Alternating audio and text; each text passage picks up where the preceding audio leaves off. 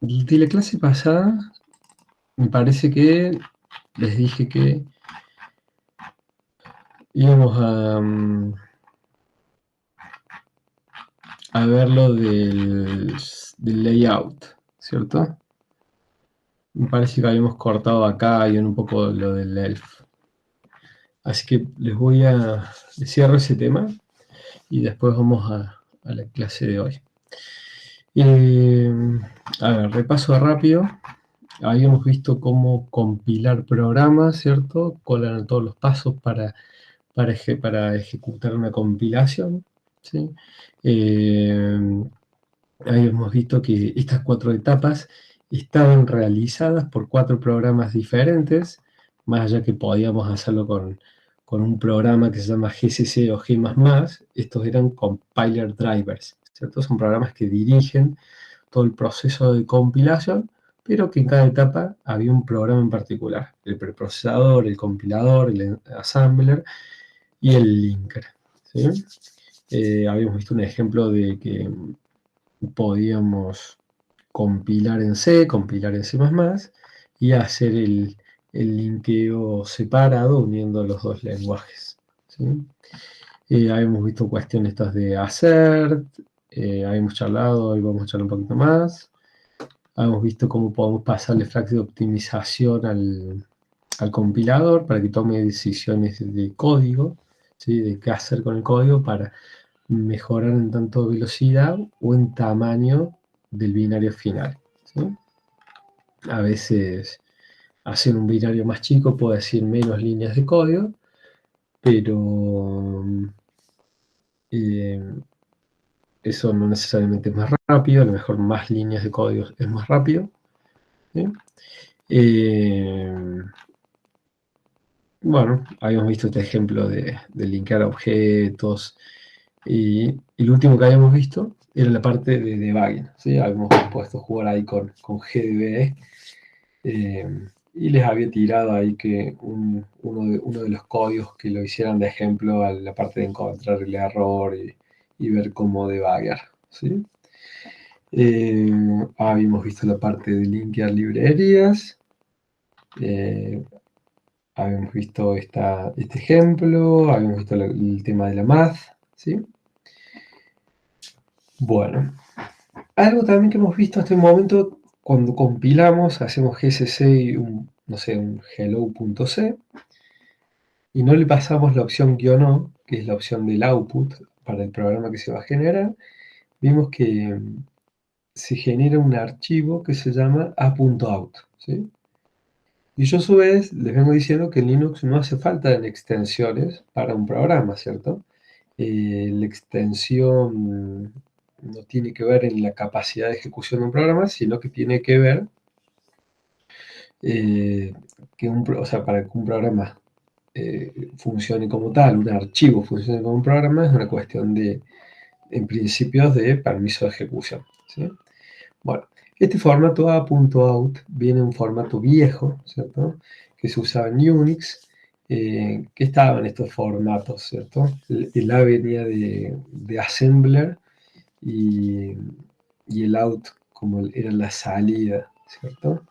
Entonces, bueno, era un nombre eh, viejo, ahí se lo pongo como curiosidad más que todo, ¿sí? Y este formato, ¿cierto? O este programa, ¿sí? Tenía 4 secciones. Tenía un encabezado, tenía el programa, ¿sí? Donde están el código, ¿cierto? Eh, y bueno, tenía estructura así muy sencilla. Ahora lo que se utiliza, ¿cierto? Es el formato ELF, ¿sí? Que ELF quiere decir que ese archivo que estamos generando es un archivo que tiene la capacidad de ser ejecutado, ¿cierto? Es un ejecutable, pero también puede ser enlazable, ¿cierto? Puede ser linkeable. Entonces el ELF nos va a servir para crear ejecutables, para crear un objeto, para crear bibliotecas compartidas, ¿sí? Y también para crear core dumps. Que core dumps, vamos a ver un poquito más, pero básicamente cuando un proceso está corriendo, ¿sí? Un programa en ejecución, eh, y tiene alguna falla o hay algún problema, podemos generar, ¿cierto? Todo lo que estaba, o sea, podemos generar como una copia, como un dump, ¿cierto? Hacemos como un volcado de datos de lo que está en memoria RAM referido a ese proceso en ese momento. Eso es lo que es un core dump. ¿Para qué sirve eso? Para debugging. Y en general sirve para lo que se llama post-mortem análisis. Vos tenés un proceso que se rompió.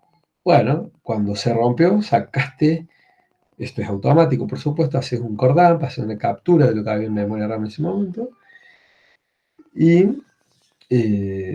con ese archivo uno puede hacer todo un análisis, puede ver qué pasó. Por ejemplo, no sé, eh, el proceso en algún momento escribió una dirección de memoria inválida, entonces eso generó un segmentation fault y por eso el sistema operativo decidió terminar ese proceso porque esa escritura hubiese dañado otro proceso, por ejemplo. Entonces, por seguridad, lo mató.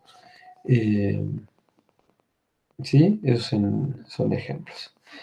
Y como estuvimos viendo, estos archivos, estos core dump,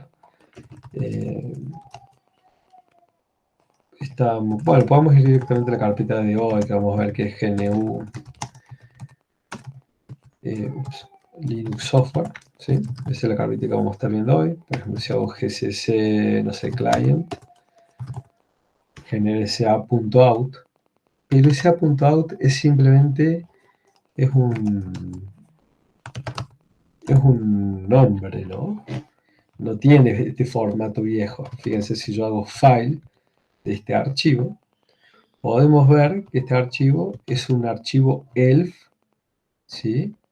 De 64 bits. Bueno, LSB es Less Significative Bit, ¿sí? Es un objeto compartido. Bueno, podemos ver todas las características de este archivo.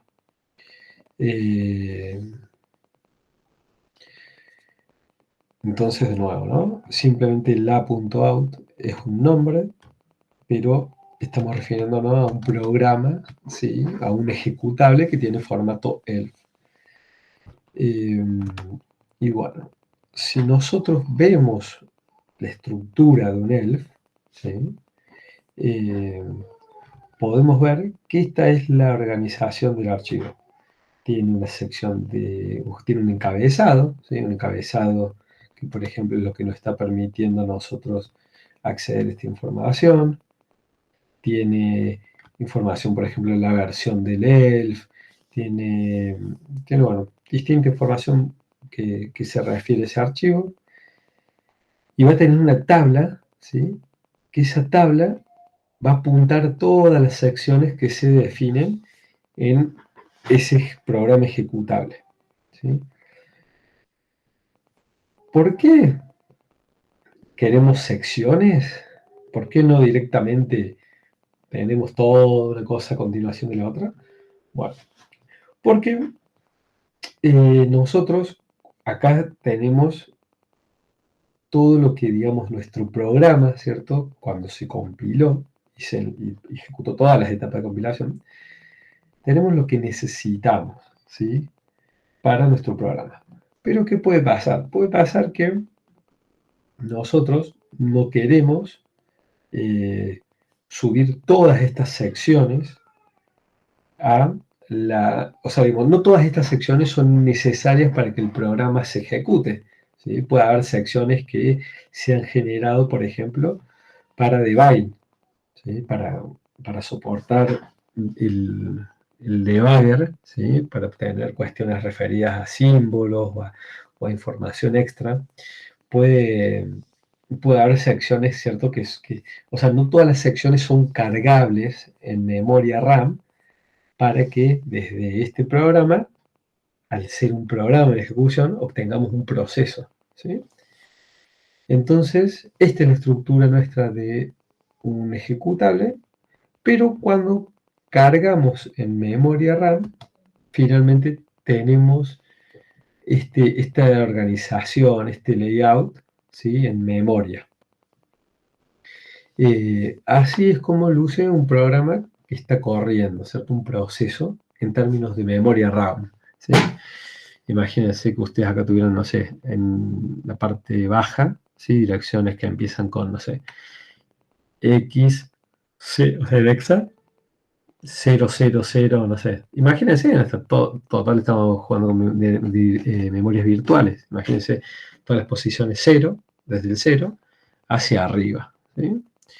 En términos de dirección, los números que se van a ir incrementando hacia arriba, ¿sí? Hago esa aclaración porque eh, es importante para después entender el heap y el stack. Bueno, entonces, en las primeras posiciones va a estar el segmento de texto. El segmento de texto es el código, son las instrucciones, ¿sí? Sumar, incrementar, restar, acceder a esta posición de memoria, ¿sí? Bueno, después viene una sección que tiene que ver con los datos inicializados. O sea, las variables que ustedes creen, ¿sí? Por ejemplo, no sé, una variable global con un flag, y si ese flag está por default en 0 o en 1, o si tiene una constante, lo que fuese, todos los datos que están inicializados se van a guardar en ese segmento. Después vamos a guardar en otro segmento los datos que no están inicializados, ¿sí? Este segmento se llama BSS, eh, que quiere decir Block Starting by Symbol, ¿sí? Una regla mnemotécnica sabe ser Better Save Space. ¿Qué quiere decir eso? ¿Por qué tenemos dos secciones para datos? Bueno, yo creo que se los mencioné un poco en la clase pasada, pero lo repasamos. Los datos inicializados tienen dos cuestiones. O sea, vos necesitas guardar dos cosas. Por un lado, el símbolo, ¿no? La variable, es decir, por ejemplo, un uint 32, un uint 16, un double, ¿sí? O sea, necesitas el símbolo, por ejemplo, no sé, double y una constante. Tener, no sé, float y alguna variable de resolución simple. Bueno, entonces tenemos esos dos elementos, ¿sí? Cuando nosotros desde un programa queremos crear este espacio en zona de memoria, tenemos que reservar espacio para esa variable, pero también tenemos que guardar ese dato, ¿sí? Ese valor de inicialización. En cambio, con los valores sin inicializar, ¿sí? No tenemos ningún dato para guardar. Solo necesitamos saber el tamaño del símbolo, el tamaño de esa variable, ¿sí? O sea que la, la operación para crear esa sección es simplemente reservar espacio, ¿sí? Eh, Esto, cuando uno está en muy bajo nivel, eh, hay, digamos, como en áreas donde uno se encarga de crear un proceso, en áreas de que uno tiene que levantar, ¿cierto? Está un proceso a partir de un programa. Toda esta parte sirve mucho y aporta velocidad en esas acciones, ¿sí? Y bueno, y después viene toda una zona, ¿cierto?, de memoria RAM, ¿sí? Esta zona es una zona variable, fíjense que tiene estas flechitas acá. La primera es la memoria heap, ¿sí? O memoria del montón, ¿sí? Básicamente es toda la memoria RAM que ustedes tienen disponible en el sistema para un proceso.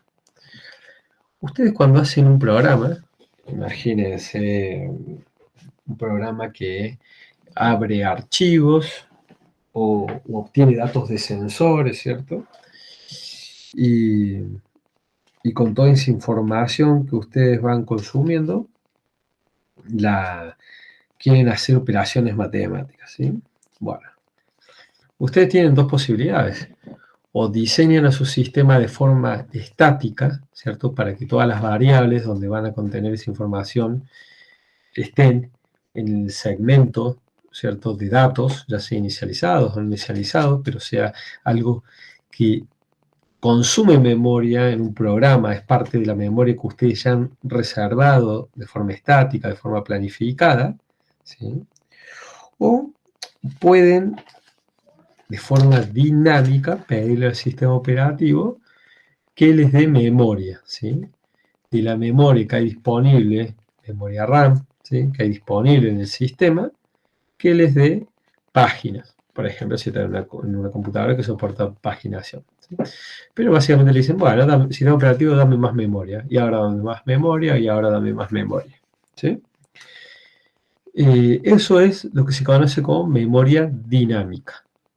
Eh, en términos de lenguaje, es lo que podemos hacer con, si estamos en C++, con new o con Java, ¿cierto? Le decimos, che, sistema operativo, dame nueva memoria para que yo acá pueda guardar mi objeto, ¿sí? Por ejemplo, en Java también con new.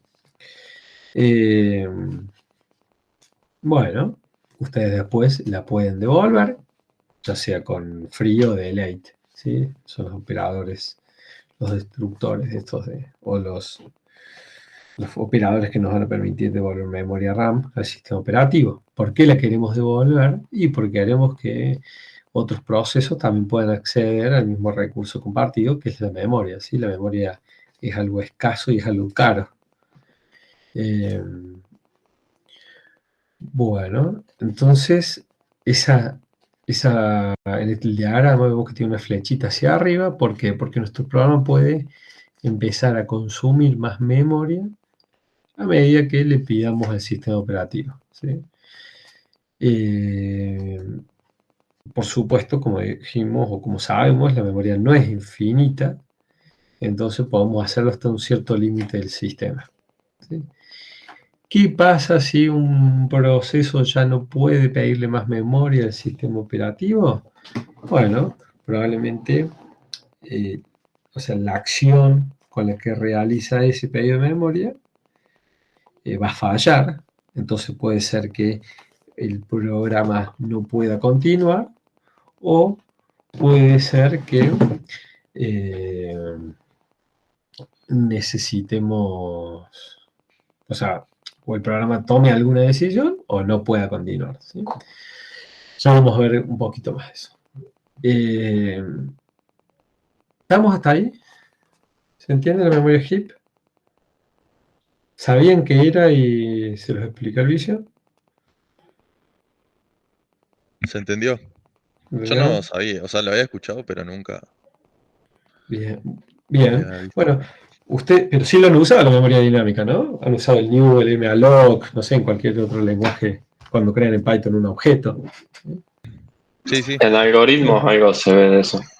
Bien. Todo lo que es manejo de memoria dinámica, ¿sí? A lo mejor no sabemos cuál es la relación de la memoria dinámica con el sistema operativo, pero es eso, ¿cierto? Y eso es lo que se llama heap, ¿no? Porque es el montón, es lo que está disponible en el sistema operativo.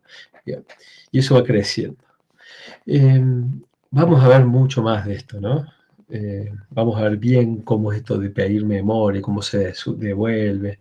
Vamos a ver muchísimo de memoria, pero lo vamos a hacer después que veamos procesos. Y después hay otra memoria, que es el stack. Y el stack lo deberían estar viendo en digitales, o lo tienen que haber visto en digitales. ¿Les suena o no? Lo vimos en Digital 1 y ahora también. En Digital 2, digo. Perfecto. ¿Y qué vieron así resumidamente, qué vieron De del stack? interrupciones, que se van guardando los contextos ahí, eh, en el stack. Pero no sé si tiene relación con esto. Sí tiene mucha relación. O sea, lo que vos me estás diciendo es que se utiliza el stack para paso de parámetros, ¿cierto? Y o sea, digamos, la convención de llamadas de C, o sea, como en el lenguaje C, una llamada llama a otra llamada, ¿sí? Y a otra llamada, ¿sí? A funciones, es a través del stack, ¿sí? Cuando nosotros invocamos a una función y le pasamos los argumentos, esos argumentos en algún lugar tienen que estar en términos de memoria, ¿sí? Entonces, esa memoria no estaba en el programa, no estaba en el segmento de datos los argumentos o esa zona dedicada. Imagínense que tuviésemos para todas las llamadas a funciones, tuviésemos una zona dedicada acá en datos. Si fuese eso estático, tendríamos una capacidad limitada de cuántas veces podemos llamar, ¿sí? Tenemos que tener alguna memoria que sea reutilizable. Bueno, esa memoria es el stack. Es una memoria que, fíjense, está arriba del heap, ¿sí? Pero, y esto es muy importante, que tiene un sentido de crecimiento opuesto, ¿no? O sea, el stack crece hacia direcciones inferiores, ¿sí? Entonces, el stack va a poder usar, digamos, el espacio de memoria que está reservado para ese proceso, pero va a ser dinámico, ¿sí? Lo va a ir consumiendo más o consumiendo menos, y uno de ese, o el uso principal al stack, es el de poner los argumentos a disposición, digamos, de otra función, ¿sí?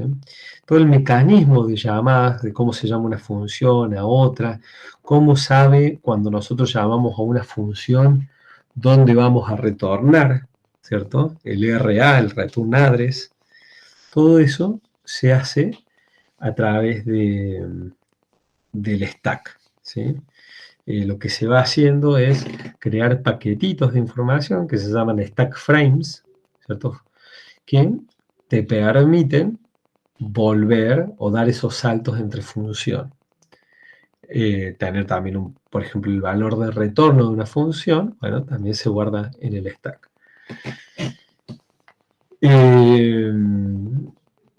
Y el famoso, que les tiene que sonar, el famoso Stack Overflow, ¿cierto? Es cuando en el stack empezamos a escribir más de la, más digamos, de la información que tenemos disponible, ¿cierto? Entonces podemos tener, digamos, un Stack Overflow, ¿sí? Donde generamos escrituras por fuera de esa zona de memoria y podemos estar pisando, por ejemplo, memoria adentro de nuestro proceso, o sea, adentro de la zona que el proceso tiene permiso de acceder, ¿sí? ¿Qué quiere decir? Que dañe la memoria que tiene permiso de acceder. ¿Estaría sobreescribiendo otras cosas, digamos? Puede pasar, ¿sí? ¿Y qué pasa? Imaginémonos que el stack rompe dirección o rompe contenido de direcciones, ¿sí? Hacia abajo, acá. Podría pasar que dañe memoria que está en el heap, ¿sí? O podría pasar que dañe el segmento de datos, ¿sí? Imagínense, por ejemplo, que ustedes no tuviesen heap, ¿no? Ustedes están haciendo un programa solo con memoria estática. Muchos de los programitas que estamos haciendo ahora en C, que no estamos usando el malloc, ¿sí? No tenemos heap, o esto está casi en cero, y hacemos un stack overflow. Escribo mucho por acá, tac, tac, tac, tac. Podríamos romper o sobreescribir datos acá, datos de estos, ¿sí? Dependiendo de la operación esa, ¿no? Pero encima, el stack es algo dinámico, ¿no? Lo que vos tenés en el stack frame que existe en un momento, eh, es algo muy dinámico, que solo puede existir cuando llamaste a una función y que tu programa llama a esa función, no sé, cada 1000 veces, o cada meses, un programa que se ejecute mucho tiempo, ¿sí? Entonces los problemas de stack frame son muy difíciles de detectar o son muy peligrosos, ¿sí? Eh, por eso, porque para verlos tienen que ser en tiempo dinámico, ¿no? Lo mismo que los problemas de memoria dinámica del heap, ¿cierto? Estos dos que tienen flechita, estamos hablando de cuestiones dinámicas, de movimientos que se dan en ejecución de un programa. Entonces, ambos fenómenos son difíciles de debugar, ¿sí? ¿Por qué? Porque requiere que vos estés corriendo tu programa. Y muchas veces requiere que vos lo corras en ciertas condiciones, ¿no? Que esa condición, por ejemplo, puede tardar mucho tiempo en que se dé o en que se genere. Imagínense un firmware que entre en una condición de error solo en casos que ustedes operen ese hardware por encima de los 100 grados, y si es algo de comunicación en ciertos escenarios o en ciertos casos, ¿sí? Entonces ahí el manejo de memoria dinámica, ya sea desde el heap o por el mismo uso del stack, hacen las cosas más complejas, ¿sí? Y por supuesto existen técnicas, y hay un montón de herramientas, que apuntan a la detección de los errores, tanto de stack como del heap, ¿sí? Bueno, es muy interesante el tema, hay un montón de herramientas de soporte del compilador, analizadores de código estáticos y dinámicos, ¿sí? Pero bueno, ya vamos a ver más cuando veamos después el proceso, todo lo que tenga de cuestiones de memoria. Y bueno, y finalmente, arriba del stack, ¿cierto? Hay una zona en memoria RAM reservada para los argumentos, los command line arguments. ¿Qué es eso? Es, por ejemplo, si yo hago ls-l, ¿sí? Yo acá lo que estoy haciendo, yo estoy invocando a un programa que se llama ls y le estoy pasando el argumento -l, ¿sí? Cuando este programa se ejecute, va a pasar a ser un proceso, y ese proceso en algún lugar tiene que tener guardado que yo lo pasé, que lo invoqué con el argumento L, ¿cierto? Bueno, entonces, ¿dónde se va a guardar esa L, en este caso, en este ejemplito? En esa zona de memoria, ¿sí? Y también dice que se van a guardar variables de entorno, ¿sí? Yo puedo hacer print m, fíjense, ¿qué hago? Hice print m, n es de environment, de entorno, ¿sí? Son todas variables que tenemos guardadas en el sistema, ¿sí? Con distinta información. Podríamos tener muchas más de estas. Estas en general son las que vienen por default. Yo acá en esta máquina no he agregado otras variables. Más allá que a lo mejor puede ser por la instalación de algún programa, ¿no?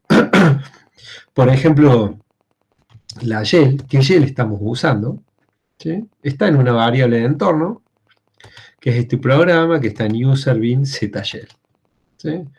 O la variable display, o la variable user, o dónde está el home de mi usuario, ¿sí?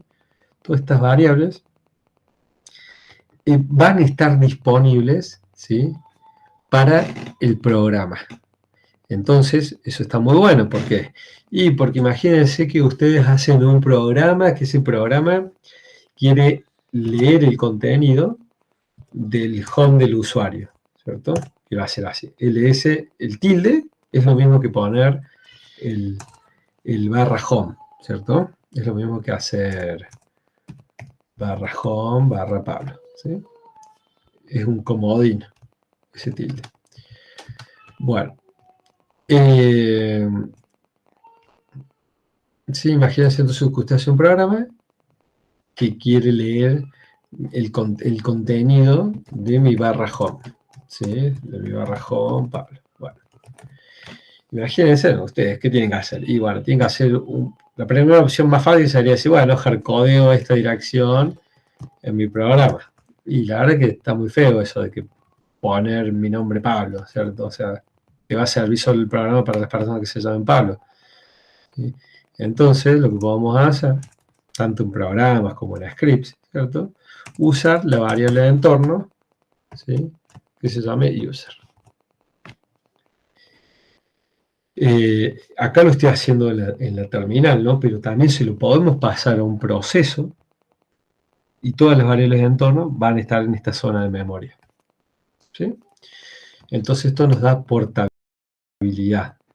¿Sí? La variable este user va a valer lo que algo va a servir para cualquier usuario en cualquier sistema operativo que sea de tipo Linux, que GNU Linux, que define esta variable user. ¿Sí? Bueno, ¿estamos hasta acá? ¿Se ve un poquito? Sí, profe. Sí, Sí, profe. buenísimo. Bueno, entonces, eso lo vimos ahí. Yo ahora no lo vamos a saltar ese ejemplo, pero creo que está muy bueno para que lo vayan haciendo tranqui ustedes, que era el de, no, estamos viendo el de Tool Change. Tool Change, está este que se llama Mem Layout, ¿sí? Que es un programita que ustedes ahora que ya entienden las zonas de memoria, ¿sí? Van a ver el impacto que tiene cuando ustedes escriben código. ¿Sí? Entonces, por ejemplo, vamos acá. Este programa no tiene ninguna variable creada, ¿cierto? Es un main que retorna un 0. En el próximo caso tenemos una variable sin inicializar global, ¿sí? Bueno, fíjense, esta variable se va a copiar en el BSS, ¿cierto? En esto donde iban las variables sin inicializar. En este otro ejemplo, ustedes ahora tienen una variable inicializada. En este otro caso tenemos una variable global sin inicializar, pero también tenemos una variable estática. En este otro caso tenemos una variable estática inicializada, una global sin inicializar, ¿sí? Y tenemos una global y una estática con inicialización de valores, ¿sí? Bueno, entonces, si ustedes corren el comando size, con cada programita de estos, si lo compilan para que se llame ML0123, así, con esta sintaxis, pueden llamar el comando size para todos los programitas que se llaman ML del 0 al 5, y van a ver cómo va cambiando el tamaño entre el data y el BSS. ¿Sí? Esto que ustedes van a ver acá cómo cambia, tiene que ver con dónde van poniendo la variable y si la inicializan o no. ¿Sí? Se los dejo para que jueguen con eso. Y lo que Profe, si sí se usa volatile, ¿qué cambia? si ustedes usan volátil, lo que están haciendo es decirle todo va a depender de esto, ¿no? Dónde crean la variable, si está inicializado o no, y en dónde la están creando, ¿sí? O sea, eso no va a cambiar dónde va la variable, ¿cierto? Lo que le va a decir volatile al compilador es, esta variable puede ser modificada de forma externa, ¿cierto? A lo mejor en el código que vos estás viendo acá, vos no, o sea, vos pensás, compilador, vos pensás que esta variable no puede ser accedida a otro lugar, pero guarda porque esto puede ser modificado de forma externa, ¿sí? Entonces, ¿qué va a hacer el compilador con esa información? Se va a abstener de aplicar optimizaciones, ¿cierto? ¿Por qué? Porque el compilador podría decir, mira, si vos esta variable no se escribe en el código, es una variable constante que vos solo la vas a usar de lectura, entonces yo la reemplazo por una constante, y sabiendo que una constante yo puedo hacer algunas optimizaciones.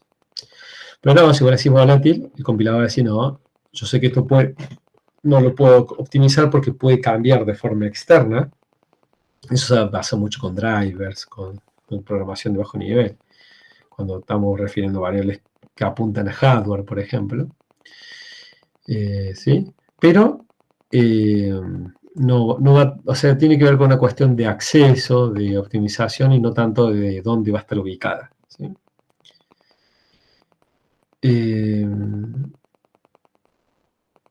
Bueno, perfecto. Entonces, esta del meme layout, traten de hacerlo. Yo acá les he dejado comentarios bien, para que lo puedan seguir, pero si nos ponemos ahora a seguirlo todo, se nos va a ir mucho tiempo. Por eso acá les dejé los resultados y todo lo esperado. Pero bueno, eso está por supuesto muy asociado acá. Es para terminar de entender lo que tenemos acá. Bueno, y veamos algo de Make, así que había quedado pendiente. A ver, dame un segundo, chicos.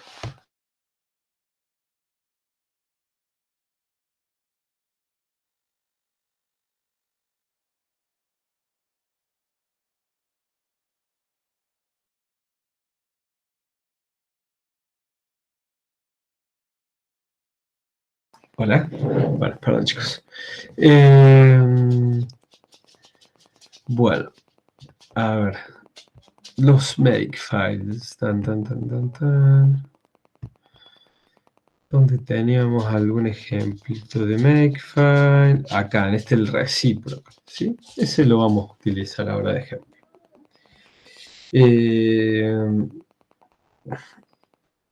Imagínense que estamos diciendo acá. Nosotros, primero todo, para entender un makefile, tenemos que saber que el programa que ejecuta un makefile se llama make, ¿sí? Yo me voy, por ejemplo, entonces a GNU toolchain, la carpeta reciprocal, ¿sí? Hago make, y en este caso me dice, fíjense, me dicen reciprocal, ¿sí? Que es el nombre del programa, me dice está actualizado, ¿cierto? Me dice no hay cambio. Bueno, entonces como que me dice, che, está actualizado, no hace falta que haga nada, ¿sí? Bien. ¿Qué pasó acá? Distintas cosas pasan. Por ejemplo, este make, que es un programa, ¿cierto?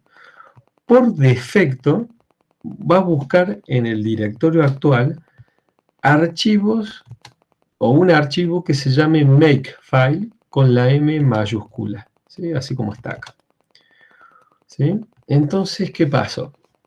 Makefile, o sea, el programa make encontró su archivo makefile y lo empezó a leer, ¿sí?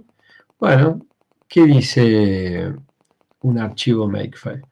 Lo que primero hay que entender es que la parte de la izquierda, ¿sí? Esto que está acá en amarillo, se llama target, ¿cierto? Es lo que queremos hacer, es la acción, destino, ¿cierto? Lo que tenemos después de los dos puntos son las dependencias. O sea, que para nosotros ejecutar este target, ¿sí? Este nombre, esta acción o conjunto de acciones, nosotros tenemos que resolver otros targets, ¿sí? Y para nosotros cumplir con esa lista de dependencias, o sea, y una vez que cumplamos con esa lista de dependencias, vamos a poder ejecutar estas acciones, ¿sí? Entonces, acá ¿qué hizo este make en este ejemplo que dice que ya está actualizado y no hizo nada? Bueno, reciprocal, que es el primer target, ¿sí? El primero que encuentra el programa make, dice, mira, vos para poder ejecutar reciprocal, tenés una dependencia al main.o y tenés una dependencia a reciprocal.o, ¿sí? Que son las reglas, en este caso, de cómo se genera el main.o y reciprocal.o. Bueno, fíjense que main El punto O acá existe y reciprocal punto O existe, ¿sí? ¿Qué son estos dos? Son los objetos, ¿sí? De esos archivos de C. Bueno, entonces, ¿qué dice Makefile? Makefile se fija en la fecha de última modificación de los archivos, ¿cierto? Es como si hiciese ls-l main.o, ¿sí? Se fija la fecha de modificación y se fija la fecha de modificación de reciprocal, ¿sí? Y ve, en este caso, como toda la acción se dio en horario similar, ¿cierto? El 30 de agosto a las 16:18, 16:18, también 30 de agosto. Como la fecha de estos objetos, ¿cierto? Es anterior a la fecha de que se generó el reciprocal, ¿sí? Dice esto, yo a reciprocal yo ya lo generé con estos archivos, que son más viejos.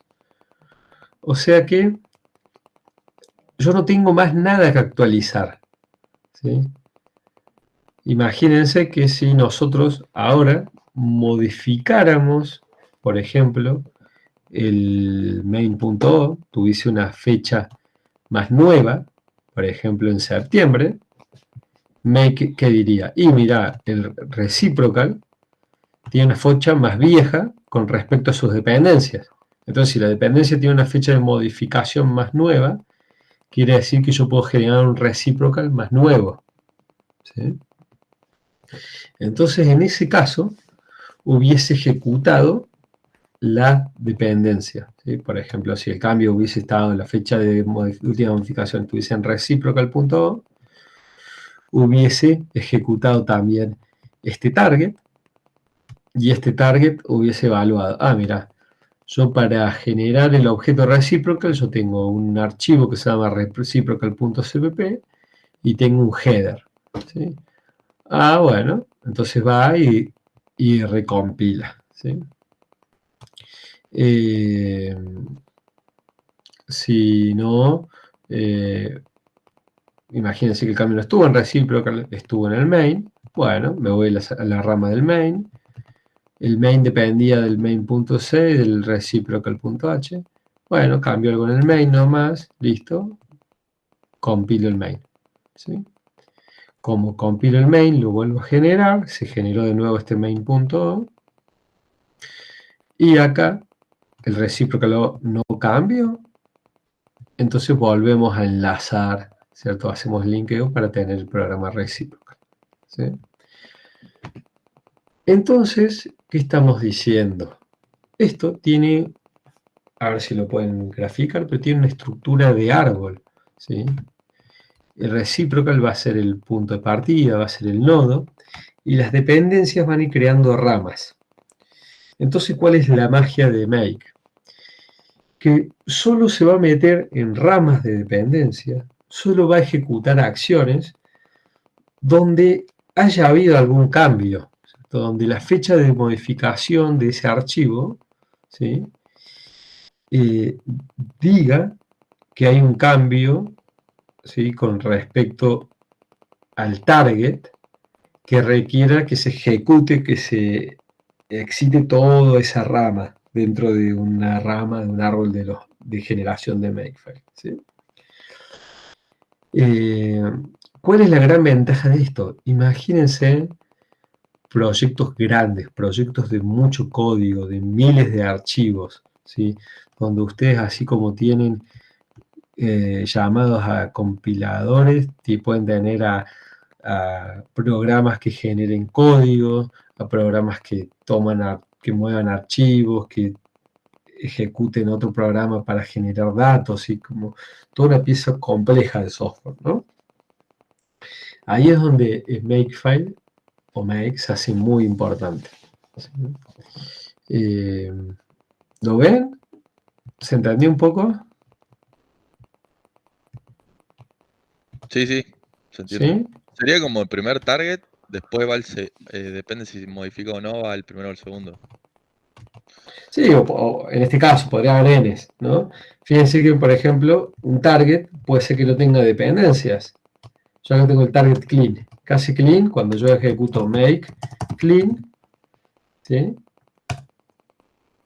Me ejecuta la acción directamente sin ninguna dependencia. En este caso es borrar de forma forzosa todos los archivos que se llamen de cualquier forma, pero también con la extensión .o. O sea, voy a borrar todos los objetos y voy a borrar al programa que se llama reciprocal. ¿Sí? Fíjense, me borro todos los objetos y me borro el reciprocal. ¿Sí? Cuando yo corro make, yo acá no le pasé reciprocal. ¿Sí?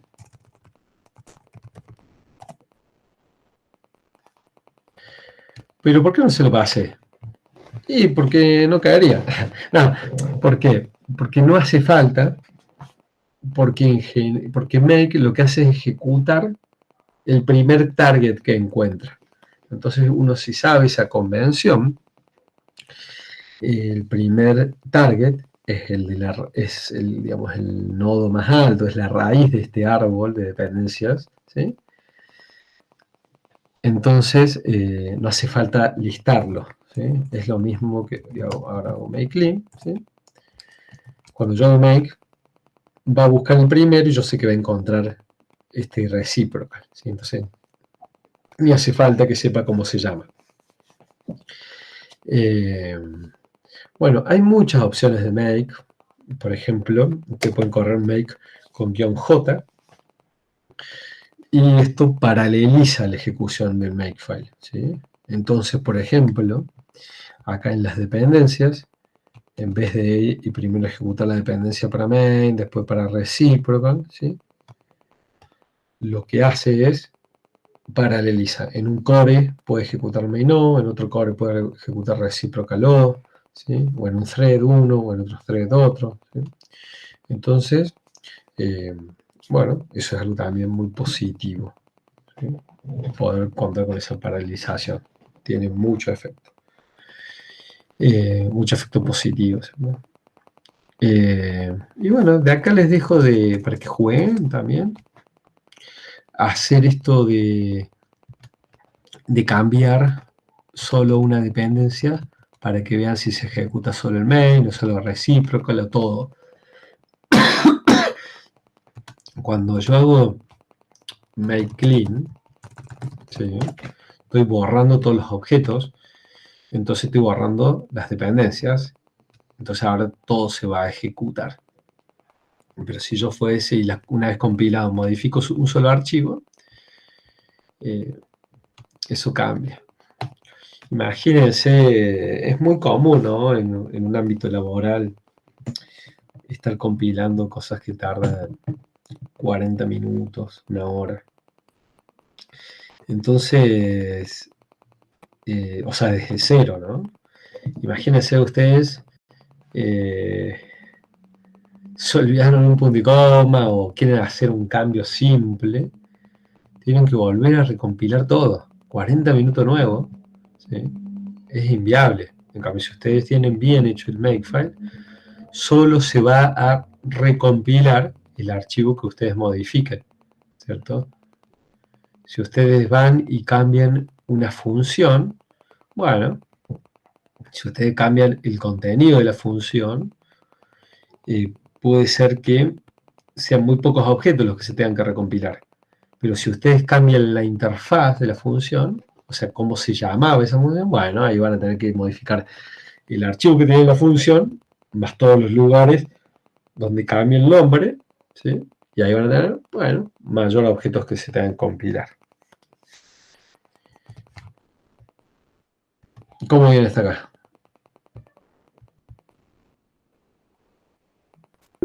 Por ahora bien. Bien, bien. Bueno. Profe, una pregunta. ¿Y el ¿Sí? file es mejor que el CMake o es lo mismo? ¿Son opciones? CMake, ¿dijiste? Sí, CMake. No, CMake utiliza make por debajo, ¿sí? Lo que hace CMake es ayudarte en la elaboración de estos archivos, de cómo crearlos, ¿sí? Te plantea una sintaxis como un poquito de más alto nivel, ¿sí? Donde vos te podés, es más fácil de entender y de escribir, ¿sí? Si me preguntás si tiene sentido aprenderlo, sí, tiene mucho sentido aprenderlo. Hace que la curva de aprendizaje sea más suave, ¿sí? Y ni hablar que cuando estén aprendiendo CMake van a estar aprendiendo muchas cosas de Make o Makefile por debajo, ¿sí? Para entender a CMake van a tener que entender cuestiones de Makefile. Sobre todo esto que acabamos de ver de que es un árbol que tiene, que en base si fue modificado o no, recompilo cosas. Toda esta parte que les expliqué ahora va a funcionar de esa misma forma. Así que sí, háganlo. El Gaby tiene un curso y él ha dado varias charlas de CMake. Si no lo manda al grupo de Discord, le vamos a pedir o le vamos a recordar que lo mande, ¿sí? También le podemos dar que en alguna clase si tomo unos minutos ahí para ver CMake. Bueno. ¿Se puede linkear un Makefile con un CMake? Sí. Totalmente. Totalmente. De hecho, es muy común que a veces CMake, o sea, es común las dos cosas, ¿no? Es común hacer, o sea, uno en Makefile, ¿cierto? En un Makefile puede acá hacer cuestiones como, imagínense, no sé, esto, yo podría acá llamar a otro Makefile, ¿cierto? Así por ejemplo, path to file. Sí, acá podría estar invocando otro make con otro target que se llama, no sé, target 1. Y también podría hacer, si no yo, includes de otros makefile. No sé, de un archivo que sea, no sé, build tests.mk, por ejemplo. Eso se puede hacer. Se puede hacer tanto en los makefile como en CMake, ¿cierto? Entonces uno podría estar ejecutando.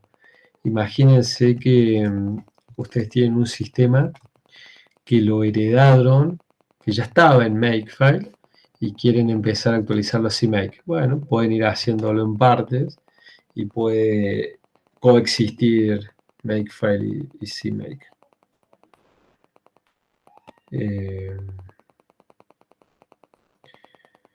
Así que bueno.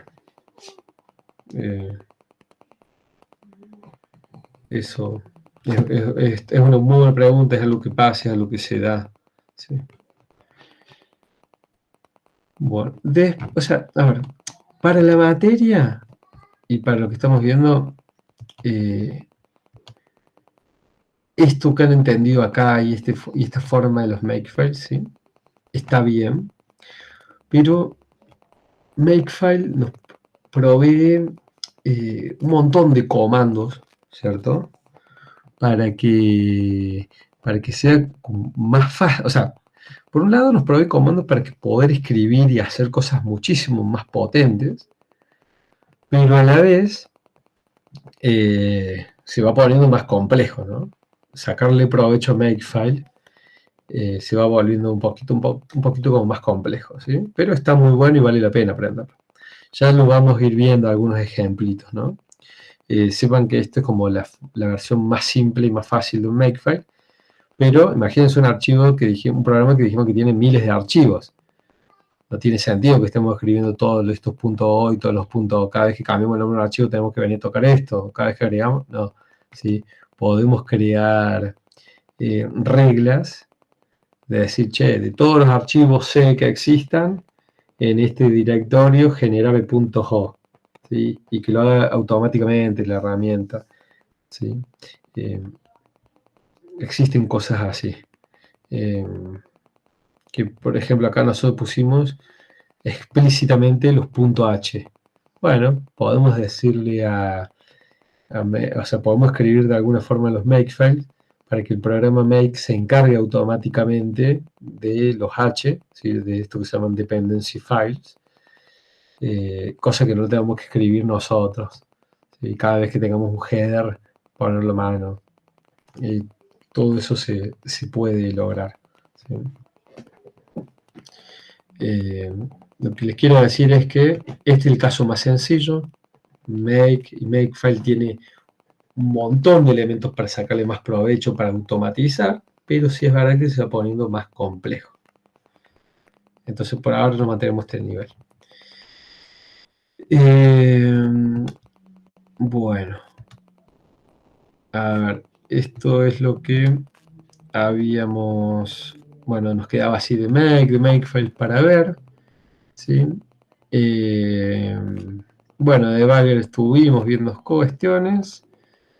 Valgrind lo vamos a ver más adelante, que es para un análisis es un analizador es un analizador dinámico, ¿no? Así como CPP es un analizador de código estático, este va a ser dinámico y nos va a permitir, por ejemplo, hacer chequeos de memoria dinámica, a ver si tenemos, por ejemplo, memory leaks, ¿sí?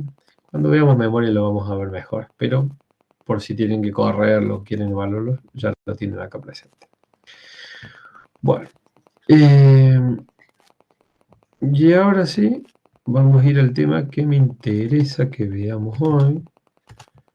Por supuesto que todo lo otro me interesaba muchísimo, pero necesito darles este tema para poder darles el primer práctico, ¿sí?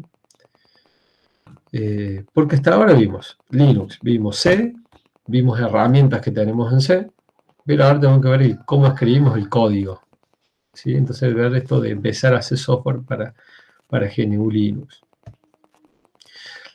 Bueno, entonces, así como antes nosotros teníamos la librería de C, ahora vamos a tener la librería de GNU, ¿sí? De C, ¿sí? Antes solo en C vimos que eran muy pocos headers los que teníamos disponibles. Ahora tenemos una cantidad, pero increíble de archivos, ¿sí? Acá les dejo el link, lo vamos a ver rápido, por ejemplo. El manual de GNU Libraries y de GNU-C. Vamos a ver, por ejemplo, fíjense todas las funciones que tiene. Por ejemplo, si ustedes quieren manejar errores, si quieren tener cuestiones referidas a memoria virtual, caracteres, no sé, cuestiones que tienen que ver en los programas sobre internacionalización, usos horarios, lenguajes, input-output, para crear pipes o FIFOs, que esto es mecanismos de comunicación entre procesos, la parte de sockets, ¿sí? Funciones, no sé, aritméticas, matemáticas, esta matemática, la 19, manejos de señales, toda la parte de procesos, control de jobs, interprocess communication, no sé, threads, fíjense el manejo de usuarios grupos, para la parte de system management, ¿sí? Ver, no sé, memoria, procesos, referidas cuestiones de programación, referidas al dynamic linker, ¿sí? Fíjense todo lo que hay. Es muy grande, ¿sí?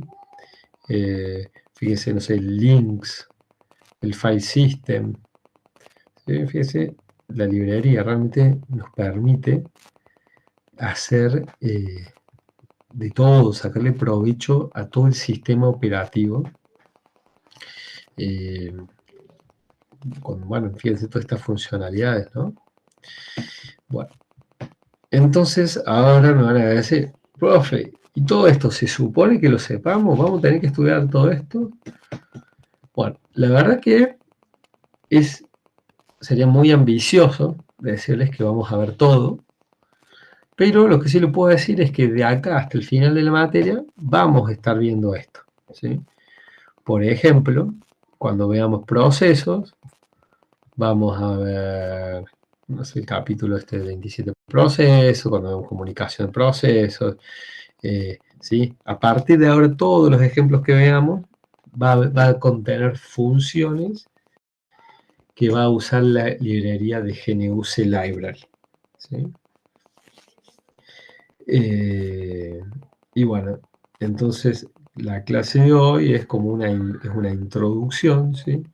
A esta librería, empezar a ver cómo usamos funciones y todos los otros temas que veamos hacia adelante.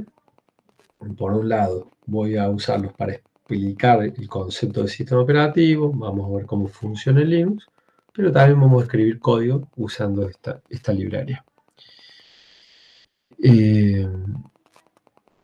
¿Se entiende también hasta acá? Sí, profe. ¿Sí? ¿Le llama la atención? ¿Les gusta? ¿O dicen, no, qué es esto? No, está bueno, está bueno. ¿No? Bueno, me alegro. Fíjense también que todo lo que hemos hecho hasta ahora es sentar las bases para poder realmente usar esto, ¿no? Y no les puedo mostrar yo esta librería si no nos acordábamos cuestiones básicas de C, si no sabíamos usar lo básico de Linux y si no sabemos qué es un programa en C, ¿no? Yo como que necesito formar esas bases o repasarlas para que podamos ir a escribir código de GNU Linux, ¿sí? Y por eso es que todavía no les doy el práctico, porque darle el práctico sería como darle el práctico de cosas que no me interesaban tanto, que tienen que ver más con repasos o formar las bases, ¿sí? Ahora sí vamos a empezar a avanzar más en la materia. Y no es que estemos atrasados ni nada, ¿no? Es el flujo normal para que nos entendamos. Bueno, entonces lo que vamos a ver ahora es como es una pequeña intro, ¿sí? Con estas funciones. Yo acá les dejo la referencia, esto que estábamos chusmeando recién, algunos libros que hay gratis, ¿sí? Bueno, algunas cuestiones algo muy importante es que GNU-C Library incluye, ¿cierto?, funciones que son parte del estándar de C. Tenemos funcionalidades específicas a POSIX. ¿Qué quiere decir esto? POSIX es Portable Operating System, ¿sí? Interface for X. ¿Qué quiere decir? Es una norma para que los sistemas operativos sean portables, está basado en Unix. ¿Y qué quiere decir esto? Que todos los sistemas operativos que cumplan con la interfaz POSIX, ¿sí?, van a tener ese grado de portabilidad, ¿sí? ¿Qué quiere decir? Que en cualquier sistema operativo que sea POSIX compatible, ese código va a funcionar, ¿sí? Estas funciones van a existir, esta interfaz va a valer. Bueno, también cumple con otras funciones que son derivadas, o sea, que tienen funciones específicas a sistemas operativos tipo Unix, ¿sí?, que solo van a ser compatibles en esos sistemas. Y bueno, hay algunas extensiones solo para sistemas operativos que además de ser POSIX, además de ser Unix, son solamente para sistemas GNU, ¿sí? Profe, ¿Sí? ¿puedes subir ese PDF al Discord?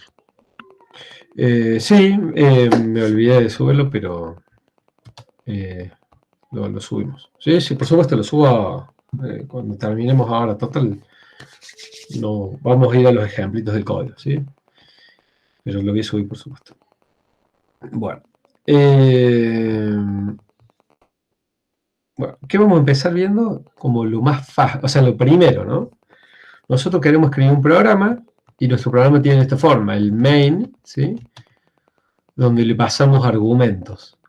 Le pasamos una argc, que es un entero que contiene la cantidad de argumentos, y le pasamos un arreglo de C-strings, un arreglo de cadenas de caracteres, ¿sí? Fíjense, cuando yo llamo mi programa que se llama, por ejemplo, no sé, ps-a, yo le estoy diciendo, te estoy pasando acá, o sea, este ps-a le va a llegar como parámetro al programa en la zona de memoria que ya vimos, en esa zona reservada para las opciones, ¿sí? Y le va a decir, che, tenés 2 argumentos y esta es la cadena de caracteres. A alguien le debería haber hecho ruido porque dije que le iba a llegar la cantidad 2. ¿Sí? Bueno, ¿por qué había 2 argumentos? Porque el nombre de un programa, ¿sí?, también se pasa como argumento, como convención, ¿sí? Al programa le va a llegar todo el string, todas las cadenas de caracteres, ¿sí? O sea, en la posición 0 va a estar el nombre del programa, en la posición 1 va a estar en este caso la opción A. ¿Sí? ¿Sí? Bueno. Si nosotros lo quisiéramos a procesar a esto de las opciones, lo podemos hacer de forma manual, ¿sí?, accediendo a un puntero, a un arreglo, ¿cierto?, de string de caracteres, pero por suerte ya vamos a ver que vienen 2 funciones que nos van a permitir jugar con lo que tiene que ver con argumentos, ¿sí? Por un lado, las opciones pueden ser cortas, como lo que yo tenía acá, ps-h, por ejemplo, ¿sí? Sí, pueden ser cortas con una letrita, como vimos con gcc-o, o pueden ser largas, donde nosotros ponemos 2 guiones y ponemos la palabra completa, ¿sí? ¿Cuál es la diferencia? Bueno, una es una sola letra, es muy rápida, pero ¿cuál es la contra? Es que a veces es difícil asociar la letra a esa opción, ¿sí? Entonces podemos tener una palabra completa que muchas veces es más fácil de recordar, de leer y entender a qué se refiere esa opción, ¿sí?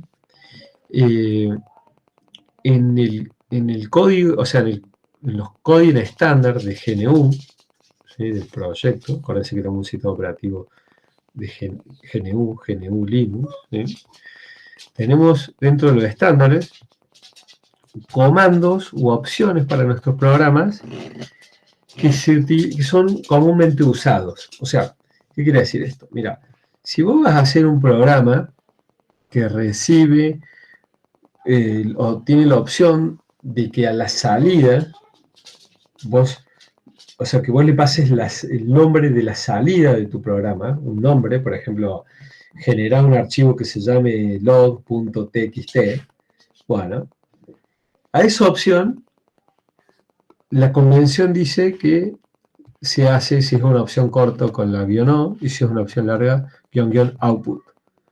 El H, para el help, ¿cierto? La opción corta es de esta forma, la opción larga es de esta forma, ¿sí? La opción verbose es que algo sea verborrágico, ¿cierto?, que algo genere mucho contenido, o sea, que imprima más. Muchas veces la opción B esta habilita los programas printfs o prints, sea utilizando un framework de login o como fuese, pero hace que el programa genere más salida, ¿sí? Es una opción muy común esta en los programas. ¿Cuál es la ventaja de tener esto? Es que si nosotros hacemos programas que cumplen con este estándar de código, ¿sí?, con estas recomendaciones, cuando nosotros vayamos a otro programa que va a funcionar, que va a seguir esta misma convención, es mucho más fácil e intuitivo aprender a usarlo, ¿no? Eso se ve muchísimo en Linux. Todos los comandos, ¿cierto? ¿Viste? O sea, tienen la opción, o sea, todos los programas en general tienen esa opción de. Fíjense, voy a tirar acá, a ver si encontramos alguno en común. Por ejemplo, el PID, esto es Process ID, ¿sí? Muchos programas que trabajen con procesos en Linux van a usar el --PID para Process ID, ¿sí? La U para usuarios muchas veces se utiliza, o --user, ¿sí? En este caso la F, fíjense, se utiliza para otra cosa, para format, pero muchas veces se utiliza para forzoso, ¿sí? ¿Qué ventaja tiene? Es que todo suena a que, o todo es parecido, ¿no? Entonces como que es más fácil de acostumbrarse a usar un programa, recordar opciones, ¿sí? Entonces está bueno que cuando ustedes tengan que sumarle opciones a su programa, piensen un poco en estas posibilidades, ¿sí? Bueno, y no me voy, o sea, voy a abandonar un poco las féminas ahora, pero hay dos programas, ¿cierto?, que nos van a permitir hacer eso, que una es getOption, ¿cierto?, que es para manejar solo opciones cortas, y después hay otro que se llama getOptionLong, que nos van a permitir manejar las opciones cortas y las largas, ¿sí? Ahora vamos a ir al código, vamos a ver ejemplitos. Bueno, eso hasta ahora. A ver. Bueno, antes de pasar los ejemplos, le voy a mencionar algo más también. A ver, déjame ver hasta dónde vemos antes de pasar los ejemplos. Bueno, el environment ya lo estuvimos viendo hoy, ¿sí? Vamos a ver el ejemplo. Y vamos a hacer acá un pequeño repaso, a pesar que venimos viendo estas cosas ya con los printers, ¿sí? ¿Qué es el estándar input? ¿Sí? El estándar input es un file descriptor, ¿sí?, que en nuestro caso está asociado primariamente al teclado, ¿sí? Esto es lo que tiene que ver con entrada de datos, ¿sí? Entonces, nuestros procesos van a tener una tabla de descriptores, ¿sí?, donde estos primeros elementos, ¿sí?, son los que se refieren a entrada y salida de datos, ¿sí? O sea que el primer file descriptor para un proceso va a ser el 0, que corresponde al estándar input, ¿sí? El 1 va a ser la estándar output, o sea, la salida estándar, está apuntándolo al monitor, ¿sí?, en este ejemplito, lo que tiene que ver cuando, por ejemplo, yo en el estándar input voy a hacer el eco hola, ¿sí? Esto lo escribí por el teclado, y mi programa, por el estándar output, me sacó este mensajito hola, ¿sí? Esta es la salida. Eso va a estar en la tabla, en los procesos, todos tienen unas tablas, ¿sí?, en el file descriptor 1. Después hay otro file descriptor que se llama standard error, ¿sí?, que por defecto también está mapeado o está conectado a la terminal, ¿sí? Si yo genero un error, por ejemplo, hago ls y el programa genera un error, ¿sí?, al mensaje ese de error también me lo va a mostrar por pantalla, ¿sí? Puede sonar como medio, sí, obvio, pero ¿qué pasa? Nosotros, al poder separar los mensajes de errores y los mensajes de salida, vamos a ver que podemos cómo separar o redireccionar la salida estándar con la salida de error por distintas interfaces, ¿no? Uno, por ejemplo, podría decir, bueno, si yo tengo mensajes comunes, mensajes, digamos, que son informativos, en vez de mandarlos a la pantalla, en vez de que se impriman acá en la terminal, los voy a guardar en un archivo de texto, los voy a guardar en un log file. Pero si tengo un error, en vez de por ejemplo, lo voy a direccionar a la pantalla, ¿sí?, cosa de que quede visible el mensaje, pero que no se pierda con tanto login. Vamos a ir viendo cuestiones de ese tipo, pero bueno, es como un ejemplito de qué se puede hacer, ¿sí?, separándolo. Bueno, por ahora les voy a explicar hasta ahí, y después vamos a ver, después esto sigue explicando más que son system calls, pero esa explicación se la voy a dejar para la clase que viene, ¿sí? Básicamente, fíjense dónde estamos acá, ¿no? Nosotros vamos a hacer user applications que van a acceder a la librería de GNU-C Library, ¿sí?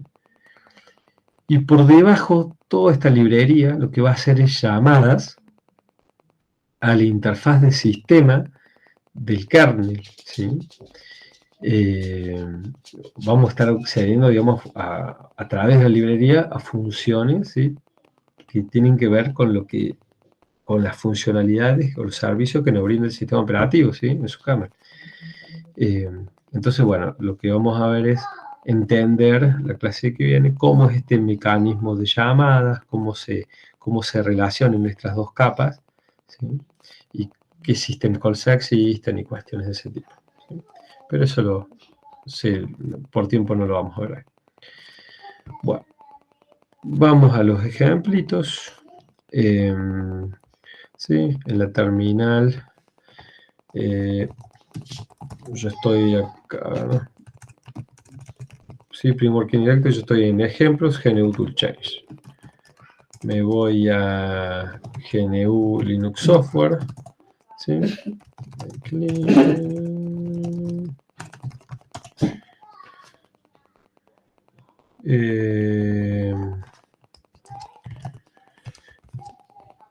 Bueno, perfecto. Vamos agregando un poquito la letra.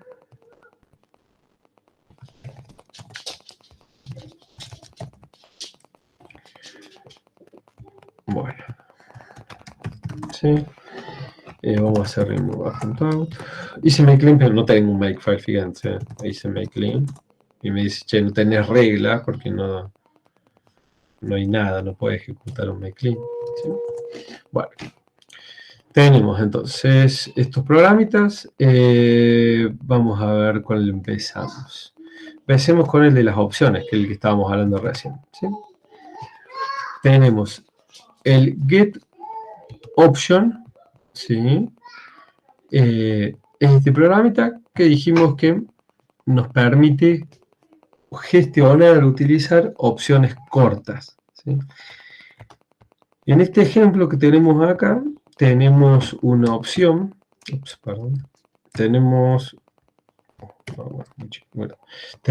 dos opciones, ¿sí? Tenemos una opción, fíjense en esto primero, ¿no? Nuestro programa main recibe en argc y en argv, dijimos las opciones, ¿sí? Para nosotros usar la función getOption, lo que vamos a hacer es pasarle estos dos argumentos a la función para que la función los maneje, ¿sí? Vamos a tener como una ayuda de esta función para que nos ayude a cómo manejar los argumentos. ¿Y cómo va a ser la función getOption? ¿Qué queremos hacer con esos argumentos? Bueno, nos va a permitir pasarle un string de caracteres donde le vamos a pasar cada opción que vamos a manejar. En este caso, en este ejemplo, le estamos diciendo, bueno, vamos a tener una opción que se va a llamar n, ¿cierto? Acuérdense que acá estamos viendo las opciones cortas, que son solo un carácter. Vamos a tener una opción que se llama n y vamos a tener una opción que se llama t, ¿sí? Pero como la opción t le estamos poniendo dos puntitos, estamos diciendo que esa opción va a requerir o va a permitir tener aparte un valor que acompañe a esa opción, ¿sí? Por ejemplo, fíjense en esto. Nuestro programa acá nos permitiría tener como este ejemplo, ¿sí? Nosotros, ahora vamos a copiar. Vamos a hacer gcc getOptions, ¿sí? Vale, podría haber puesto un nombre, opt, ¿sí?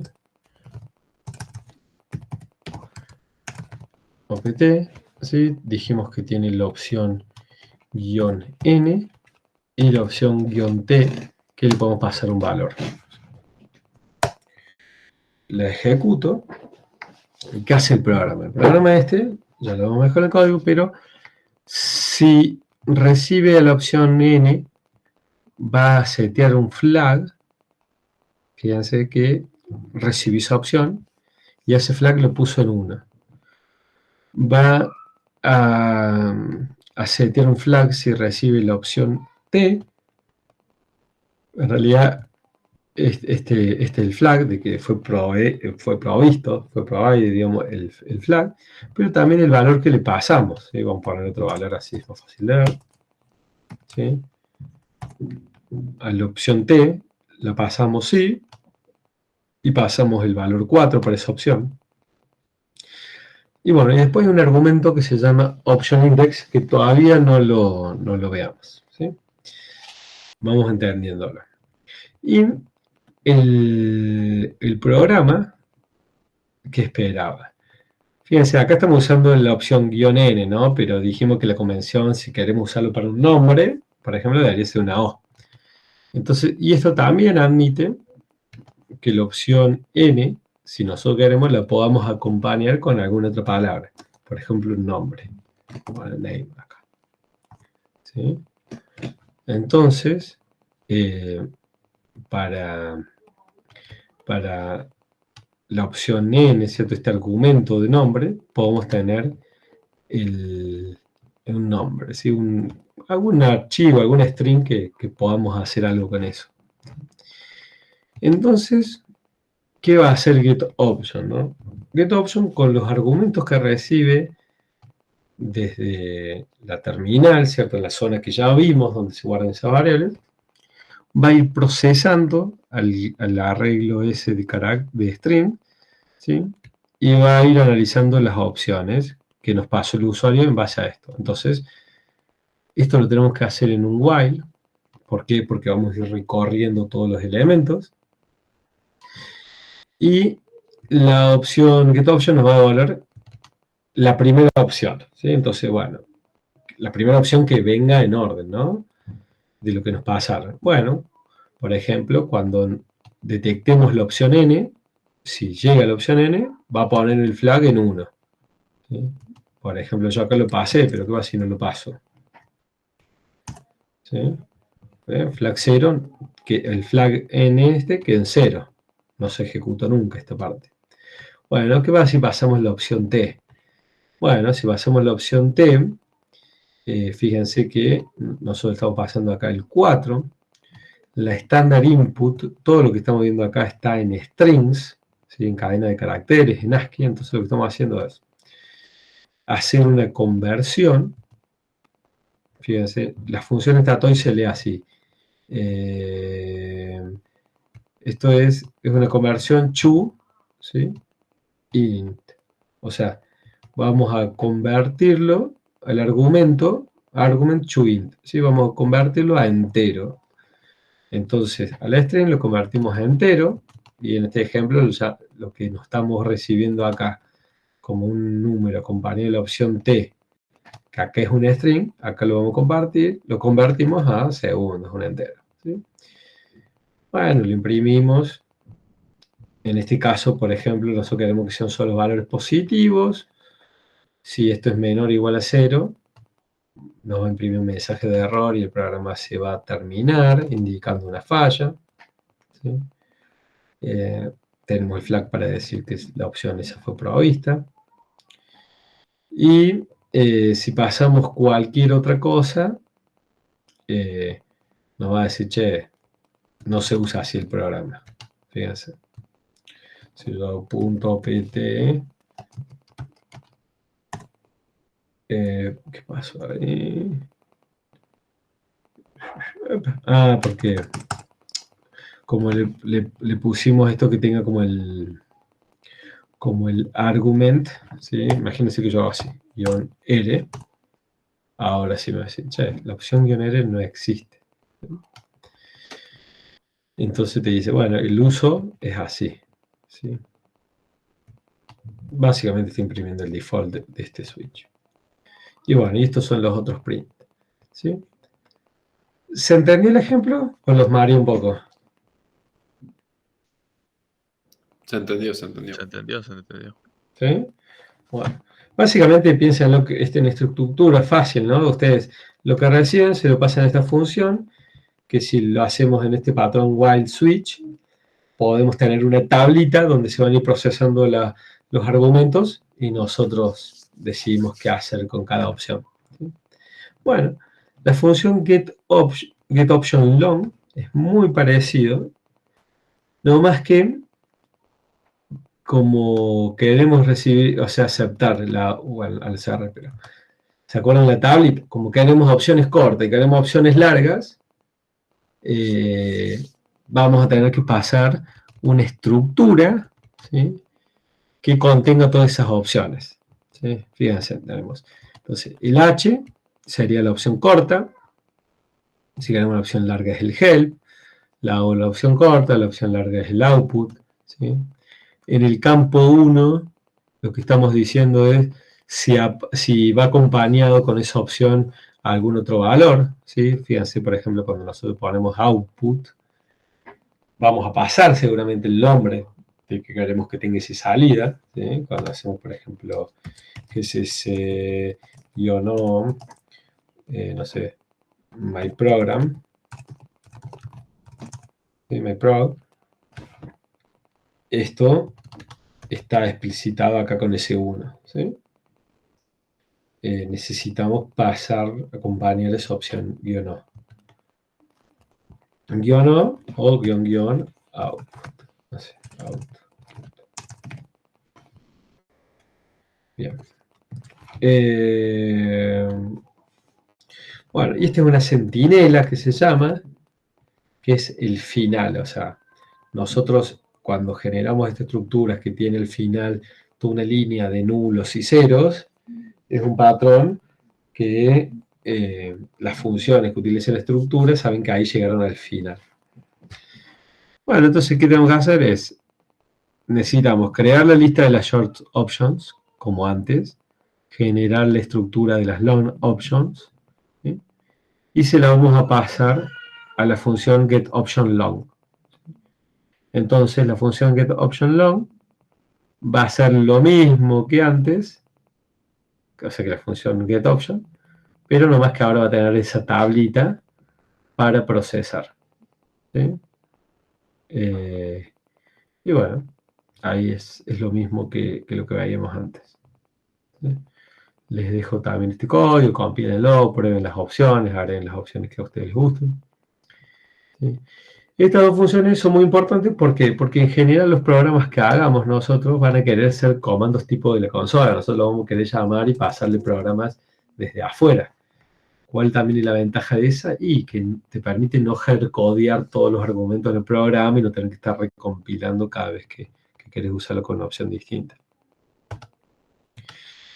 Bueno, entonces vimos el getOptionLong, el getOption. Veamos, a ver. Veamos este ejemplo client, por ejemplo. Vieron que al principio de la clase veíamos las variables de entorno y veíamos que teníamos un comando que se llamaba printm, que era imprimir el environment. ¿Sí? Bueno, yo le dije, nosotros podemos escribir programas que levanten esas variables de entorno. Bueno, hay una función que se llama getEnvironment, que le podemos pasar nosotros las variables, el nombre de la variable de entorno y obtenemos el contenido de esa variable. ¿Sí? Entonces, este programita de ejemplo lo que hace es leer una variable de entorno que se llame server name, una variable de entorno inventada, ¿sí? Entonces, este programa lo que hace es, a partir del server name que está en una variable de entorno, se va a tratar de conectar, ¿sí?, a ese servidor. ¿Sí? Si la variable server name no está definida, bueno, va a tratar de usar una dirección por defecto. ¿Sí? Entonces, ¿qué tiene de ventaja esto? Bueno, que es una forma de parametrizar o de darle opción a nuestro programa sin tener que modificarlo, sin tener que pasárselo como una opción por comando, sino que simplemente utiliza una variable de entorno. ¿Sí? Yo lo único que podría hacer es modificar la variable de entorno server name y mi programa se va a comportar de distinta manera porque la variable va a cambiar nomás.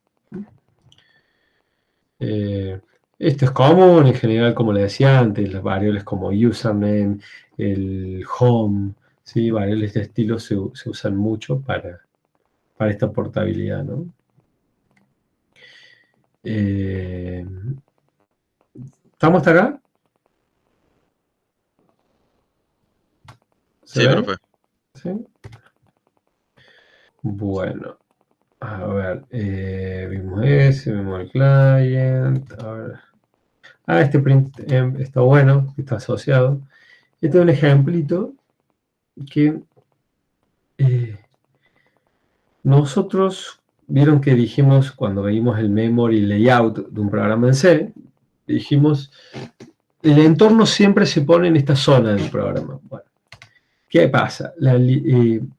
Para esa zona donde están las variables de entorno se define una variable que se llama environ, ¿sí?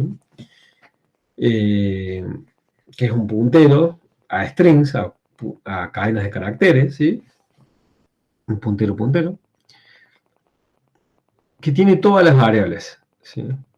Entonces, bueno, fíjense con este print, tenemos un puntero inicializado en este environ. Lo vamos desde ese inicio hasta que el final sea nulo. Vamos a ir incrementando el puntero y podemos imprimir toda la tablita, ¿sí? Entonces, este programita haría el equivalente al printf, ¿sí? A esto. Me gustó la forma de escribir este for, creo que está bueno para que ustedes vean otra forma de escribir un for o de aprovechar un for. Pero bueno, eso es lo mismo de las tablitas de los entornos que veíamos. A ver, otro programita. Bueno, vemos el read file, el syscall y el errors. Bueno. Un programa para leer de un archivo. ¿Sí? Fíjense, tenemos acá una función read from file, que lo que va a hacer es crear un buffer, ¿sí? Vamos a utilizar memoria dinámica para crear un buffer de un cierto tamaño. Vamos a abrir a un archivo, a ese archivo lo vamos a leer y vamos a guardar, ¿sí? Lo que leemos de ese archivo en el buffer, ¿sí?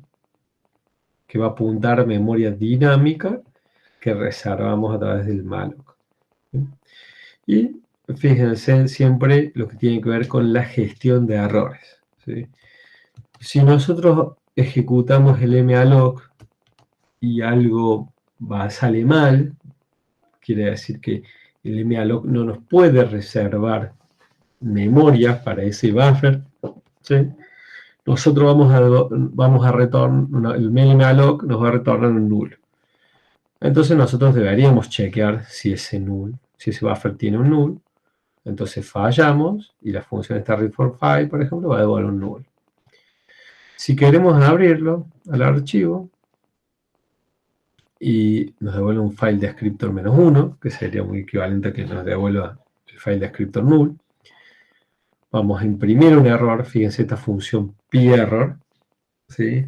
Que hace este pre-error, hace un print error, directamente redirecciona la salida al estándar error, ¿cierto? En vez del estándar output, al estándar error, ¿sí?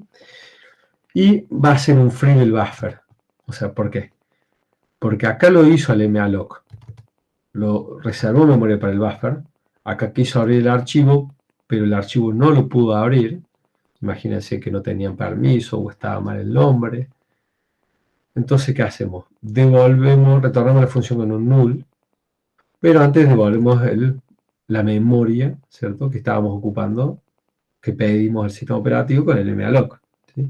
Si no tuviésemos un free acá, bueno, mientras que el programa viva, vamos a tener ahí lo que se llama un memory leak.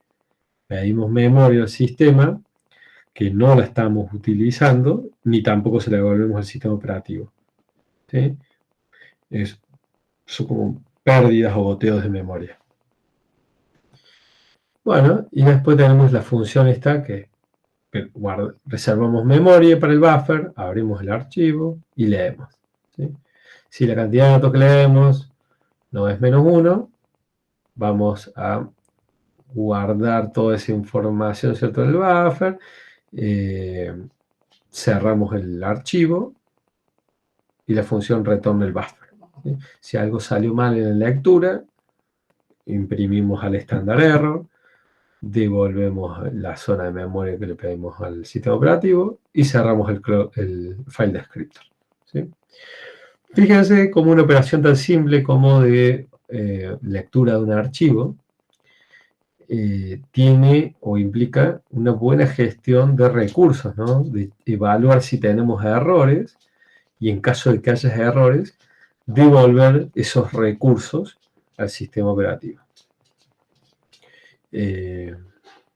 Bueno, entonces acá tenemos una función main que usa esa función que es leer desde un archivo, que le decíamos, mira, de este archivo lee tantos caracteres. Bueno, nuestro programa read from file va a chequear que no recibió null. Si recibió null, va a decir, che, hubo algún error, lo va a imprimir el standard error. Fíjense que esto es lo mismo que haber hecho PR, ¿sí? Simplemente lo puse así para que ustedes vean la diferencia. En vez de escribir fprintf standard error, podemos usar la print error directamente. Bueno, y si todo fue bien, o sea, se pudo leer desde el archivo, hacemos un printf con el contenido, ¿sí? Imprimimos directamente lo que tenemos ahí en ese buffer. Y después de imprimirlo, lo liberamos la memoria esclava en un país sistema operativo y se acaba el programa. ¿Sí? Fíjense que tiene hardcodeado este programa un archivo en /proc que se llama CPU info, ¿sí? Yo entonces hago gcc read file, le vamos a llamar CPU info, corro el programa CPU info y me imprimió las primeras líneas de ese archivo, ¿sí? Si yo abro el archivo a mano, no por programa, hago les /proc /CPU info, ven que las primeras líneas son iguales a lo que me imprimió, ¿sí? ¿Qué me está diciendo esto? Y me está diciendo, mira, vos tenés un procesador, un CPU que tiene un Intel, la familia 6, este es el modelo que tenés, un i5, sexta generación, ¿sí? Esta es la frecuencia, no sé, la frecuencia del CPU, el size de caché, tiene 2 cores, ¿sí? Y bueno, distinta información.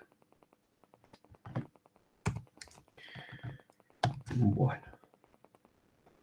¿Se entendió este ejemplo? Profe, yo tengo una duda. ¿Qué pasa si no poníamos el free del final y el programa terminaba? ¿Este? Sí, ese. Bien. Lo vamos a ver mejor cuando veamos procesos, pero cuando un programa termina, ¿sí?, devuelve todo, o sea, termina de una forma normal, de una forma correcta, ¿sí?, libera todos los recursos que tomó, ¿sí?, o sea que lo hubiese liberado, ¿sí? Esta sería, digamos, como la forma correcta o explícita en el sentido de que nosotros, por ejemplo, cuando estamos escribiendo código, después no sabemos si después vamos a poner más cosas o no, o si después agregamos un programa y... Imagínate que esto fuese un programa tipo la shell, la terminal, que siempre se está ejecutando, que se ejecuta por periodos muy largos de tiempo, o fuese un programa que está corriendo en un servidor, que no queremos que se apague, que deje de correr, y cada vez que lee un archivo, te va dejando un buffer ocupado con lo que leyó. O sea, no lo usa, pero tampoco se le vuelve al sistema operativo. Ese programa consumiría un montón de memoria, ¿sí? Iría perdiendo, iría haciendo memory leakage, ¿sí?, hasta que se termine. ¿Entendés? Pero es un programa que no va a pasar nada, pero te está consumiendo mucha memoria innecesariamente, ¿sí? Si este programa corriese por mucho tiempo, te puede llegar y consume mucha memoria, te puede llegar a saturar el sistema, ¿no?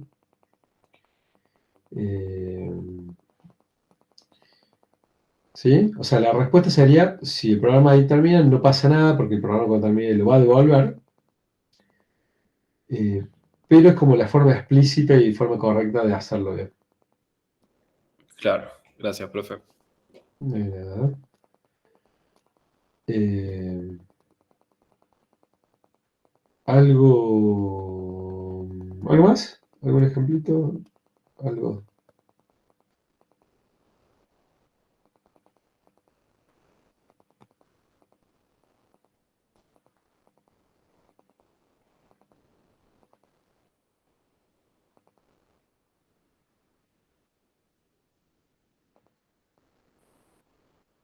¿Nada más por ahora? Profe, los programas Sí. cuando tienen que acceder a una función del sistema, ¿tienen que Sí. usar sudo o algo así? O... No, hay funciones que, por ejemplo, la función, acá estamos viendo, la función malloc nos va a obtener dirección de memoria. La función open, ¿sí? Todas estas que estamos viendo, van a acceder, o sea, hay una funcionalidad que es brindada por el kernel y no tenemos que hacer sudo, ¿sí? Para entender bien eso, es lo que la clase que viene vamos a ver el mecanismo de system calls, ¿cierto? Ahí vas a entender por qué no tenés que usar sudo. ¿Cómo puede ser que accedamos a funcionar el sistema operativo del kernel Claro. sin el sudo? Eso lo vamos a ver, lo vamos a entender mejor lo que se pasa. Y si no, bueno, el que quiera ir viendo lo puede ir viendo en la presentación que se los voy a subir. Y al final el TP, ¿cómo? O sea, ¿va a ser de Bash el primero? Sí, sí, de hecho un poco el código que les estoy poniendo acá apunta un poco a darle estos elementos, ¿no? Va a necesitar abrir archivos, va a necesitar manejar opciones, ¿sí? Quiero que tengan el uso de gestión de errores, ¿sí? Acá queda otro que es simplemente para que vean. Bien, este programita lo que hace es cambiar el dueño de un archivo. O sea, ustedes pasan un archivo con un user ID y le dicen, che, al archivo este, cámbiale o sea, al archivo este de este path, cambia que el dueño de ese archivo pase a ser tal usuario. ¿Sí? Bueno, esa función puede devolver muchos códigos de errores. Y ahí le muestro, por ejemplo. Bueno, entonces ustedes pueden tomar decisiones de qué hacer, ¿sí? Acuérdense que el abort era una terminación abrupta del programa, ¿cierto? En cambio, por ejemplo, un exit es una terminación normal. Nosotros decimos, che, termino y termino con este código de error, ¿sí? Eso está más explicado también en la presentación, la parte de gestión de errores syscalls. Pero bueno, ya con esta parte de syscalls, con este código, entendiendo esta función y ya con lo que pueden compilar, ya con esto van a poder hacer programitas, ¿sí? Y la idea es hacer algo parecido a lo que estamos viendo acá en estos ejemplos, ¿sí? Así que si entendieron, digamos, el código que vimos hoy, no van a tener grandes complicaciones para hacer práctica. Otra Así, duda. sí, ¿El práctico tiene parcial o es sí, los tiene trabajos dos prácticos? parciales. No, no, en la primera presentación está la fecha de los dos. Y está toda la tablita de los prácticos. Y se acuerdan la primera, creo que se llama cero. Ahí está la fecha y Bien. todo. Que no me la acuerdo en este momento. ¿Y cómo son los parciales prácticos? Usando el LEB, son cuestionarios, hay algunos bloques de código, algunas preguntas, tipo multiple choice, cuestiones de ese estilo. A ver.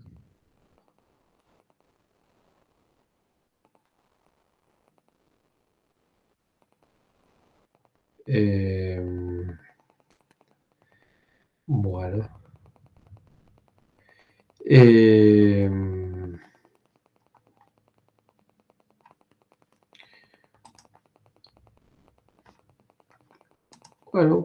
estamos entonces por hoy.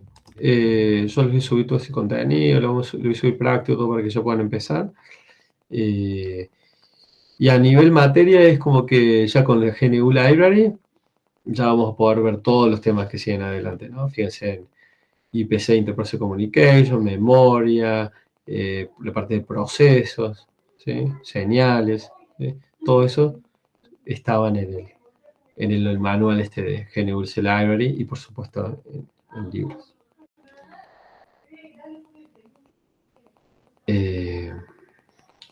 Bueno, si no hay nada más, cerramos acá.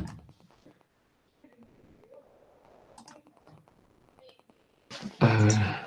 Bueno, profe, nos vemos en la clase que viene. Bueno, ¿qué dice? La fecha de segunda parcial no está. Bueno, después se las paso entonces. Si no está, después se lo paso. Creo que las clases, no me acuerdo si terminan el 16 de noviembre, por ahí, entonces tenemos que pensar en 2 semanas antes, una para tener fecha de todos los trabajos recuperatorios. ¿Sí? Bueno, pero es eso. Bueno, cualquier duda, cualquier consulta la seguimos por Discord. Nos vemos. Dale, profe, Bueno, chicos. nos vemos.